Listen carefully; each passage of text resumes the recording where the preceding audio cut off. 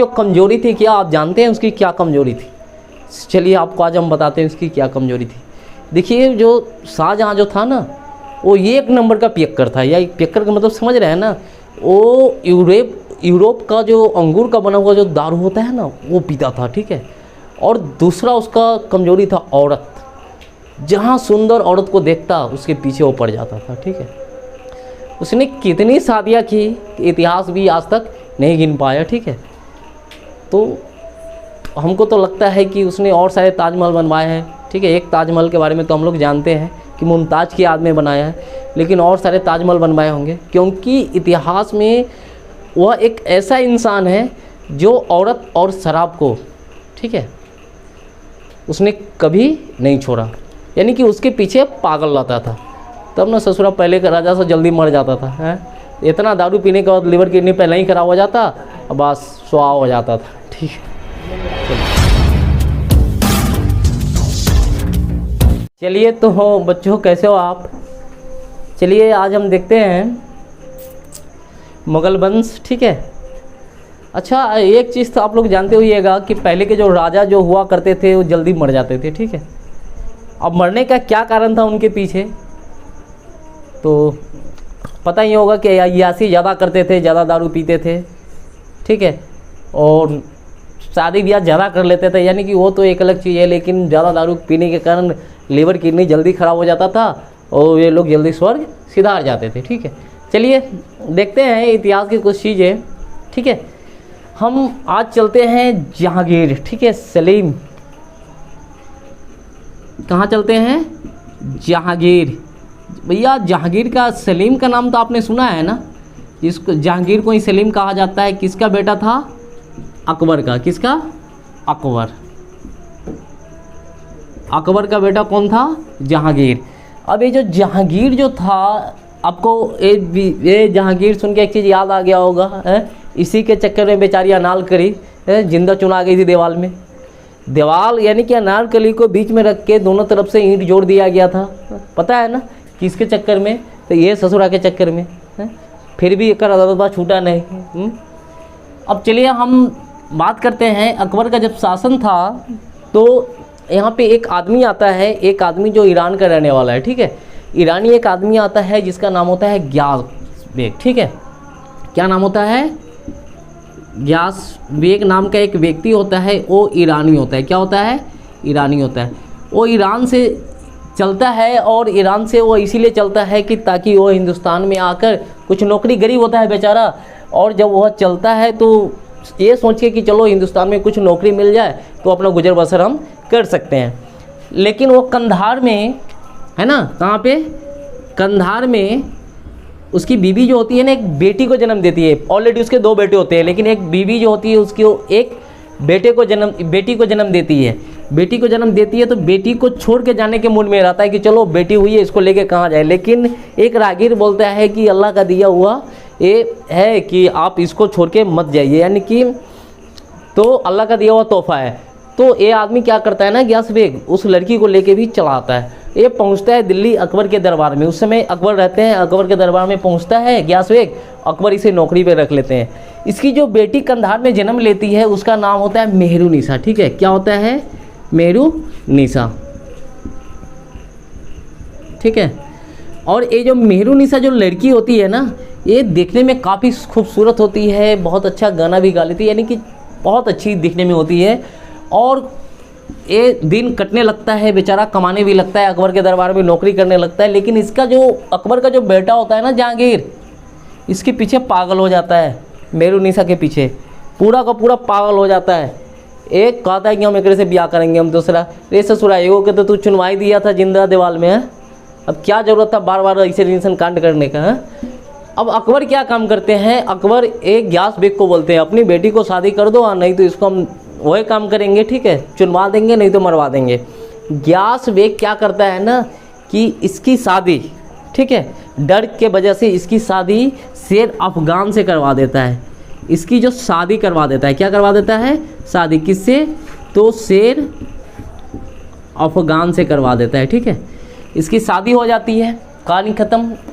अकबर का राज चलता रहता है, ठीक है, कहानी आगे बढ़ती है, ठीक है। अब इस समय जहांगीर की इसकी शादी हो जाती है, ठीक है। इसकी पत्नी की नाम होती है मानबाई जगत गोसाई, जगत गोसाई, ठीक है। इसकी भी शादी हो जाती है, जिसकी पत्नी का नाम होता है मानबाई और जगत गोसाई। ये इसकी क्या होती है, पत्नियां होती है। लेकिन अब कहानी में क्लाइमेक्स कब आता है, जब अकबर की मौत होती है। अब ध्यान से सुनिएगा, अकबर की जब मौत होती है ना, तो ये जहांगीर, ठीक है, अकबर की मृत्यु होती है, जहांगीर क्या करता है ना, आपने गाना सुना होगा, बचपन का प्यार मेरा भूल नहीं जाना रे, ठीक है। इस ससुरा क्या काम करता है कि जाता है और शेर अफगान को मार के और मेहरुनिसा को वहाँ से उठा के ले आता है। बताइए ये कौन बात हुआ भाई, है? दोसर के घर वाले को पहले से 2 गो ब्याह कह ले, ये 2 गो क्या कै गो शादी कर लेता है, किसी को पता भी नहीं है, क्या कितना रख लेता, ठीक है। और हरम में तो औरतों की कमी नहीं थी, ठीक है, हरम खाना तो जानते ही हैं। फिर भी जाता है और ये बचपन वाला प्यार को मेहरुनिसा को उठा के ले आता है। मेहरुनिसा को उठाने के बाद ये क्या करता है ना कि 1611 में इससे वो शादी कर लेता है। क्या कर लेता है, शादी कर लेता है, किससे, तो मेहरुनिसा से। तो ये शादी करने के बाद इसका नाम क्या रख देता है, तो नूरजहां। क्या नाम लिख देता है, नूरजहां। अब यहाँ पे एक चीज़ और हमें पढ़ने लायक है कि यहाँ पे एक चीज़ का ध्यान दीजिएगा, 1611 में एक किससे शादी कर लेता है, नूरजहां से। उससे पहले आपको हम बता दिए कि जहांगीर की शादी हो रखी है, जहांगीर ऑलरेडी वो ब्याह कर चुका है। और ब्याह करने के बाद इससे एक बेटा जो है उसका नाम है शाहजहां। क्या नाम है, शाहजहां। याद रखिएगा, जिसने ताजमहल बनवाया था वही शाहजहां की हम बात कर रहे हैं। अब दूसरा शाहजहां को नहीं समझ लीजिएगा, ठीक है। इसका शाहजहां इसका क्या होता है, तो इसका बेटा होता है शाहजहां, ठीक है। किसका बेटा होता है, तो जहांगीर का। किसका बेटा होता है, जहांगीर का बेटा होता है शाहजहां। 1611 में जब ये शादी करता है, और शादी करने के बाद, ठीक है, इसका जो नाम है ना, मेहरुनिसा का नाम नूरजहां रख देता है। नूरजहां रखने के बाद ये शाहजहां को बहुत गुस्सा आता है देख देख के। शाहजहां कहता है कि ये बुढ़ाऊ को क्या ज़रूरत था कि बुढ़ारी में ब्याह कर लिया है, बुढ़ारी में ब्याह करने का क्या ज़रूरत था। और ये नूरजहां सारा चीज़ देख रही थी कि आखिर ये कर क्या रहा है, ठीक है। ये नूरजहां को अच्छा नहीं लग रहा था, क्योंकि देखिए जहांगीर का जो बेटा था जवान हो चुका था, अपने बाप को गाली दे रहा था और नूरजहां को भी गाली दे रहा था, ठीक है। और नूरजहां बोल रही थी कि अरे हम तो गलत आदमी के फंसा ले लियो, ठीक है, हमको तो इसको फंसाना चाहिए था, जवान था। अब ये जहांगीर ये मदिरा पान पी के दिन भर सुतल रहता था, दुनिया से कोई मतलब नहीं, ठीक है। अब नूरजहां दिमाग लगाती है, नूरजहां दिमाग लगाती है और कहती है कि इसको तो शांत करना पड़ेगा। अब इसको शांत करे तो कैसे करे, ठीक है। तो ये क्या करती है ना कि इसकी एक भतीजी होती है जो ईरान में रहती है, उसको वो इंडिया यानी कि यहाँ बुला लेती है। यहाँ बुलाने के बाद वो क्या करती है, उसका नाम होता है अंजुमन बानो। याद रखिएगा क्या नाम होता है, अंजुमन बानो। और 1612 में उसकी शादी वो शाहजहां से करवा देती है। किससे, शाहजहां से करवा देती है। शाहजहां से शादी के बाद उस जो अंजुमन बानो होता है ना, उसका नाम पड़ जाता है मुमताज। याद है ना, इसी की याद में ताजमहल बना था ना। याद रखिएगा कि इसी की याद में क्या बना था, ताजमहल बना था। तो 1612 में क्या करवा देता है, शादी। कौन, तो ये नूरजहां करवाती है अपने फ़ायदे के लिए। क्योंकि देखिए इसका जो बाबू है ना जहांगीर, बुढ़ारी में ब्याह कर लिया था एकरा से, एक बेटा जवान हो चुका था। ये दोनों को देख देख के एक गाली दे रहा था, तो इसका मुंह बंद करने के लिए नूरजहां क्या की, अपनी भतीजी से शादी, भतीजी मुमताज़ की शादी किससे करवा देता है, जहांगीर के बेटे से। अब ये शाहजहां शांत, जे ऐसे मुमताज एक पीछे पीछे घूम रहता था, इतनी सुंदर थी देखने में। अब इसकी हम एक कहानी बता देते हैं। इसके ब्याह कराने के लिए ये जो मुमताज़ को जब बुलाती है ना, तो कहती है एक काम कर, तू शाहजहां के पटा ले, ठीक है। अब शाहजहां के पटाने के लिए कभी चाय लेके जाती, कभी खाना लेके जाती, ठीक है, कभी बाल ऐसे करके जाइए, ठीक है, ऐसे कपड़ा पहनी है, यानी कि किसी तरह उसको अपने ओर आकर्षित करो तुम। धीरे धीरे मुमताज़ इसको पटाने में सफल होती है और धीरे धीरे वो शाहजहां को पटा लेती है। तब नूरजहां इन दोनों का शादी करवा देती है। देखिए इन दोनों का शादी करवाने के बाद ये नूरजहां का रास्ता क्लियर हो जाती है, ठीक है, यानी कि ये हिंदुस्तान की मल्लिका बन जाती है। कहने का मतलब है पूरे जो मुगल साम्राज्य पे राज करती है औरत, ठीक है। अब इसका एक और बेटा होता है जहांगीर का, ठीक है, इसका नाम होता है शहरयार, ठीक है, याद रखिएगा। अब ये भी भैया गरम, ये भी गरम। इसको चुप करवाने के लिए फिर नूरजहां क्या करती है ना, आपको हम पहले ही बता दिए थे कि शेर अफगान से जो शादी होता है, तो इसका नूरजहां का जो शादी होता है शेर अफगान से, तो उसके देश एक बेटी होती है जिसकी नाम होती है लाडली। क्या नाम होती है? लाडली। तो जहांगीर के बेटा से उसका ब्याह करवा देता है। कब? तो 1620 में ये शहरयार का शादी किसका, शहरयार का शादी किससे करवा देता है भाई? लाडली बेगम से। ठीक है, लाडली बेगम से करवा देता है। अब बताओ ये औरत पता नहीं क्या क्या करेगी। बताइए, एक बाप अपने बेटे का बारात लेके अपने बेटी के घर जाएगा, हाँ? एक बाप अपने बेटे का बारात लेके किसके घर जाएगा? बेटी के घर। कल की ऑलरेडी ये नूरजहां की बेटी है। नूरजहां की क्या है? ये बेटी है।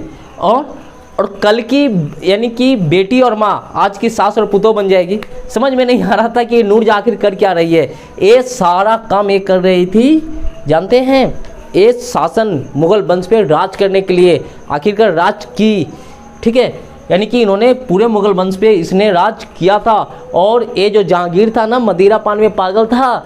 ये शाहजहां जो था ना, मुमताज़ के पीछे पागल था। और शहरयार था, ये लाडली बेगम के पीछे पागल था। सबका अपना अपना रास्ता दिखा दिया। ठीक है, और नूरजहां क्या कर दी? अकेले पूरे मुगल शासन पे राज की। इसने अपने नाम के सिक्के भी डलवाए थे, पता है आपको ना।